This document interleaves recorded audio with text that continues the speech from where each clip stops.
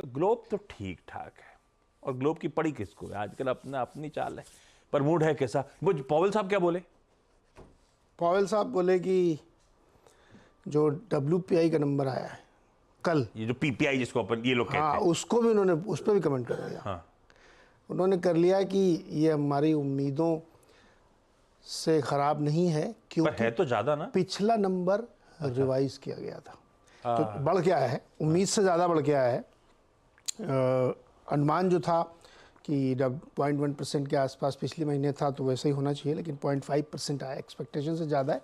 लेकिन उन्होंने जो अपना बयान दिया उससे बाज़ार बहुत खुश हुआ। उसने डाइजेस्ट कर लिया कि जब पॉवेल साहब को चिंता नहीं है WPI CPI की, तो हम क्यों चिंता करें। तो इसलिए मार्केट उसको लेकर के खुश हो गया। इंटरेस्टिंग पॉइंट यहाँ पे ये है कि मुझे ऐसा लगता है कि ये स्टेटमेंट ना पॉलिटिकल प्रेशर वाला है। अभी वो बहुत तगड़े दबाव में आ चुके हैं पॉवेल साहब डेटा को बिल्कुल देख सपोर्ट नहीं करके। कर रहा है उनको।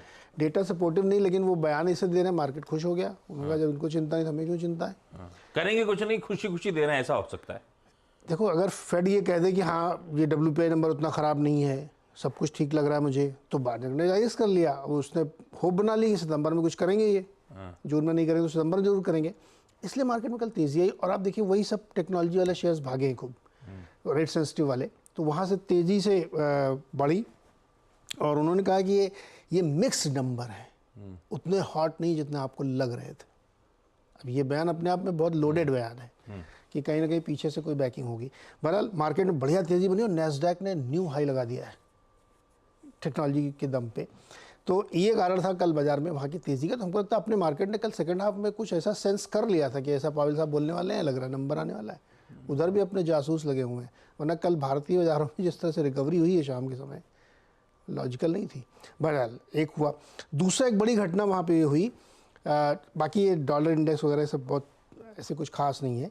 US ने मेरा से कहा था चाइना के खिलाफ $18 बिलियन की वैल्यू के टैरिफ लगा दिए हैं, जिसमें EV है, EV की सेल्स हैं, एल्युमिनियम और स्टील में पहले ही उन्होंने कहा था, तो वो भी इसमें शामिल है। कुछ क्रिटिकल मिनरल्स हैं उस पर लगा दिया, चिप पे लगा दिया। और इसकी वजह से थोड़ा सा इन्फ्लेशनरी प्रेशर US में फिर बढ़ेगा। अब देखिए ये भी इन्फ्लेशनरी है कि आप अगर इंपोर्ट महंगा कर रहे हो तो महंगाई बढ़ेगी थोड़ी बहुत, उसके बावजूद उनका ये बयान है। तो इसको आप इंटरेस्टिंग समझिए। हालांकि वो बाद में LNG आई, उन्होंने समझाया सबको, वित्त मंत्री वहाँ की, टैरिफ तो वैसे भी इलेक्शन रिलेटेड वो मैन्यूवरिंग होगी, पॉलिटिकल, सब टोटल इलेक्शन की वजह से ही हो रहा है कि आपने टैरिफ बढ़ा दिया अचानक से। लॉजिक ये दिया जा रहा है कि हम अपनी EV इंडस्ट्री को सेव करना चाहते हैं। तो जो वहाँ लिस्टेड कंपनी चाइनीज से बेचारे गिर गए, टेस्ला बढ़ गए। तो नेट ये है कि बाजार इस समय एक एडमिनिस्ट्रेटिव राइज पे है। जो मैनेज की जा रही तेज़ी वो है, डेटा सपोर्टिव नहीं है, लेकिन चलती का नाम गाड़ी। अब तेज़ी है तो है, क्या कर सकते हैं आप। भाई तेजी है तो है। तो कल का US का PPI आया 0.5% मंथ ऑन मंथ, एस्टिमेटेड था 0.2% बढ़ने का, बड़ा तगड़ा। लेकिन पॉवेल साहब ने कह दिया तो बाजार खुश। पॉवेल साहब ऐसे बोले, don't think it is likely that the next step will be a rate hike. तो अगर रेट हाइक का सर दर्द है तो वो तो एकदम टेबल के बाहर कर दिया उन्होंने साफ शब्दों में। हाँ, मोर लाइकली कि we will hold policy rates where it is.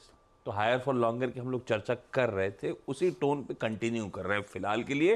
पर उन्होंने बाकी WPI रिलेटेड स्टेटमेंट जो नीरज जी कह रहे हैं कंफर्टिंग दे दिए, तो बाजार थोड़ा सा उत्साहित, अति उत्साहित हो गया है। पर आज आएंगे एक्चुअल इन्फ्लेशन का प्रिंट, देखते हैं उसके बाद क्लैरिटी किस तरह की इन्फ्लेशन रिलेटेड। क्योंकि PPI एक्चुअली इवेंचुअली पर्कुलेट होकर CPI पे आना है, CPI में आज नहीं आएगा, तो कल। बिल्कुल आएगा। ठीक है भाई, ये है ग्लोब का हाल।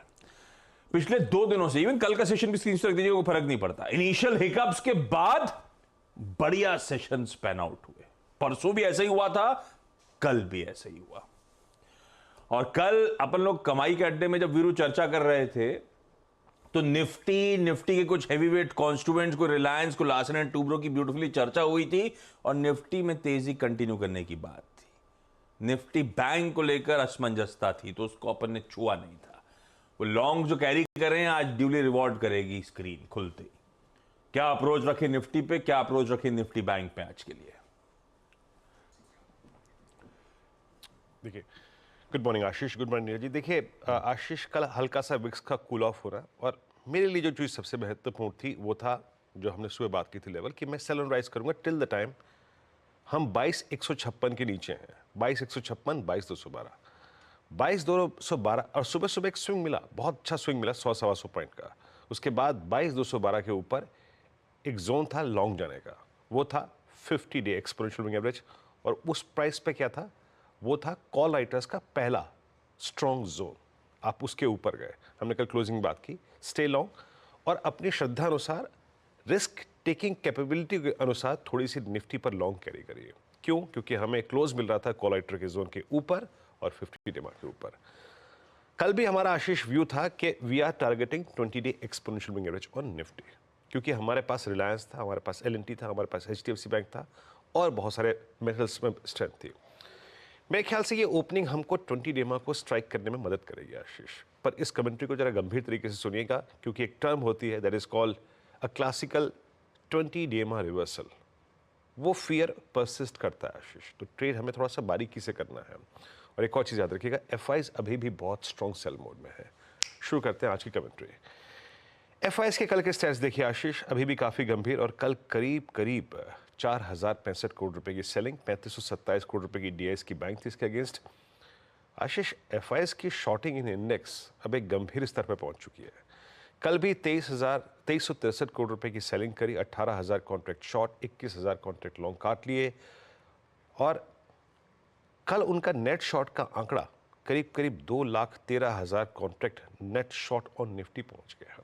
देखिए इस चार्ट को जब वो आपकी स्क्रीन पे आएगा ना, हिस्टोरिकल से कंपेयर मत कीजिएगा क्योंकि लॉट साइज चेंज हो चुके हैं, but magnitude of index selling वो काफ़ी सिवियर है आशीष FIs का।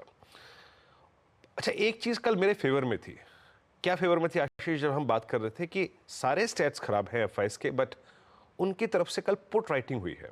बाजार कल सिंक हुआ लेकिन 22,100 को नहीं तोड़ा और उसके बाद शूट अप कर गया। आज के दिन के लिए याद रखिएगा एक चीज़ खराब है आशीष, और वो ये है कि FIs ने करीब करीब 1,46,000 कॉल, शॉर्ट कॉल कवर कर लिए, शॉर्ट पुट कवर कर लिए। वो अच्छी चीज़ नहीं है।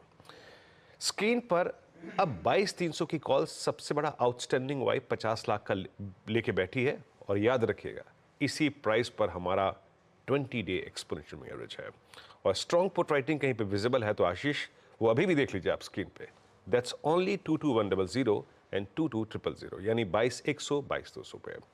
जिस बात को मैं कहना चाह रहा हूँ, मेरे ख्याल से पिरामिड्स आपको वो बहुत स्ट्रांगली बता भी देंगे और आई थिंक समझा भी देंगे कि जिस क्लस्टर में हम खुलेंगे वो एक ट्रबल जोन है। देखिए 3 call writers Ashish, 22,300, 22,400, 22,500 closer to expiry और 22,000, 22,100 पे पुट राइटर है।